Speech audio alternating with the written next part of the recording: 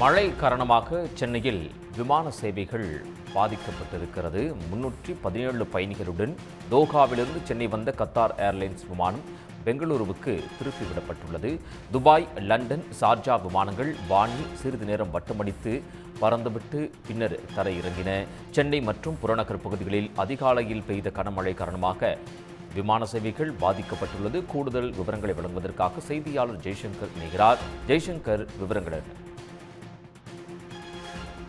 புறநகர் பகுதிகளில் இன்று அதிகாலை 1 மணி நேரம் பலத்த மழை, சூறை காற்றுடன் இடிமின்னலுடன் பலத்த மழை பெய்தது. இதன் காரணமாக சென்னையில் விமான நிலையத்தில் 14 விமான சேவைகள் பாதிக்கப்பட்டன.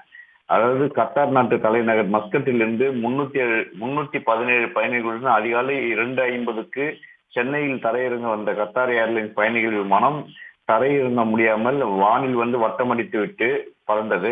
இந்த நிலையில் பெங்களூருக்கு அந்த விமானத்தை திருப்பி அனுப்பினார்கள். அதுபோல் துபாய், ஷார்ஜா, லண்டன் விமானங்களும் வானில் வட்டமடித்து சிறிது நேரம் மழை ஓய்ந்த பின்னர் ஒன்றன் பின்றாக தரையிறங்கின. அதோடு சென்னையிலிருந்து புறப்பட வேண்டிய விமானங்களான Mauritius, Thailand, Dubai, Sharjah, London, Abu Dhabi, Delhi, Kochi உள்ளிட்ட 10 விமானங்கள் சென்னையிலிருந்து தாமதமாக புறப்பட்டு சென்றன. இந்த அதிகாலை திடீர் மழையால் மொத்தம் 14 விமான சேவைகள் பாதிக்கப்பட்டுள்ளது. ஒரு விமானம் பெங்களூருக்கு திருப்பி அனுப்பப்பட்டது. இந்த பயணிகளிடையே பாதிப்பை ஏற்படுத்தியது. ஜெய்சங்கர், தகவல்களுக்கு நன்றி.